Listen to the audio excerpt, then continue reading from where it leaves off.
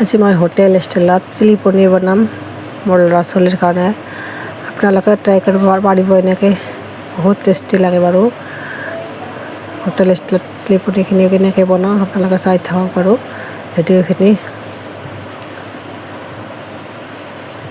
আজি ৰাতি এনেকৈ খাম বাৰু চিলি পনীৰ আৰু ৰুটি।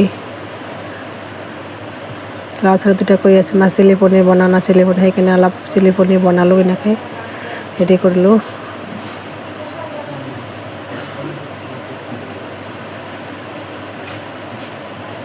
বহুত টেষ্টি লাগে এনেকৈ চিলি পনীৰ বনালে, ল'ৰা ছোৱালীবিলাক ভাল পায় বাৰু। আপোনালোকে ট্ৰাই কৰিব ল'ৰা ছোৱালী থাকিলে। কিমান আৰু মাছ মাংস খাম, অলপ সেইকাৰণে অলপ পনীৰে বনাই দিলোঁ, এনেকৈ চিলি পনীৰ।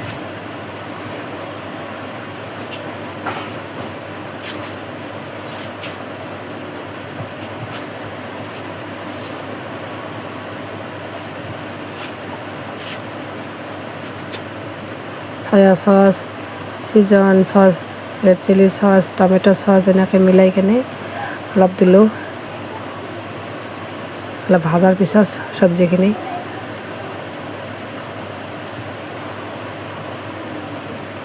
অকণমান কৰ্ণফ্লাৱাৰ গুড়ি দিলোঁ আৰু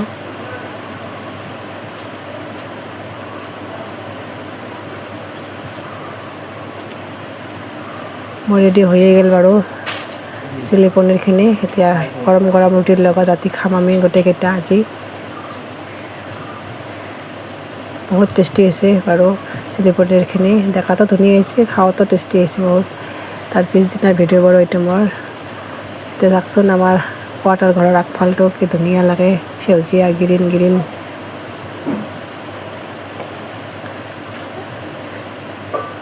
তাতে তুলসী গছডালত পানী চানী দি এইফালে পূজাখিনি হৈয়ে গ'ল বাৰু মোৰ। এতিয়া ঢেঁকী শাকখিনি আনিল মানুহজন, এনেকৈ ঢেঁকী শাকখিনি আজি মই কণী দি ভাজিম বাৰু, আৰু এইফালে স্কোৱাচ ভাজিম। যে স্কোৱাচখিনি মোৰ ভাজা হৈয়ে গ'ল বাৰু। এতিয়া ঢেঁকীয়া শাকখিনি মই কণী দি ভাজিম, এনেকৈ বহুত টেষ্টি লাগে এনেকৈ ঢেঁকীয়া শাকখিনি কণী দি ভাজি দিলে। ল'ৰা ছোৱালীবিলাক খাই বাৰু এনেকৈ দিলে।